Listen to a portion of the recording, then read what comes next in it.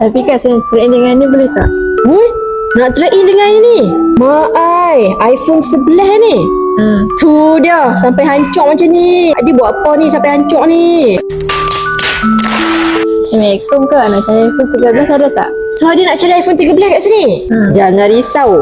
Tu ada banyak color tu. Adik boleh pilih dah. Kali ni kita restock banyak. Adik nak color apa? Nak warna biru lah. Nak color biru? Betul nak color biru. Tak nak warna pink. Biru-biru. Nak biru?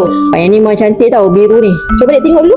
Battery health dia pun 100 tau. Adik nak beli untuk siapa ni? Dia sendiri. Dia sendirilah. Umur berapa ni dik? 19.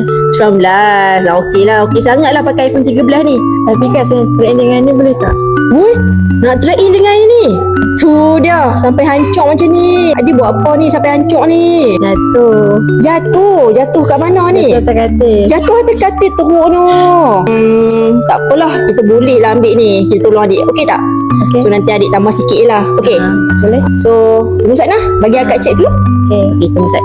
Okey dik, yang ni kita dah check dah. Semua okey. Cuma nanti kita nak kena tukar housing ni lah. Confirm adik nak trade in ni? Confirm. Betul? Betul. Okey, so yang ini nak kita buat Apple ID siap-siap ke? Ataupun adik dah ada Apple ID? Buat ID siap. Buat ID siap-siap. So dik, nak bayar pakai apa ni? Pakai cash. Pakai cash? Boleh. Wah, banyaknya. Kumpul ke duit ni dik? Kumpul? Berapa lama dah kumpul? Setahun jugalah. Lamanya kumpul nak dapatkan iPhone 13. Betul ke kumpul ni? Betul. Bagi akak kira Sat, nanti dah settle apa semua, boleh bawa balik phone. Tunggu Sat nah.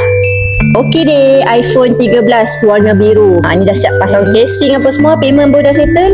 Okey dah dik? Okey. Okey semua. Adik nak free gift tak? Nak free gift? Ni kita bagi adik free gift power bank. Pokok lah berguna kan. Nanti nak belajar ke apa kan. Terima kasih tau support Dastek.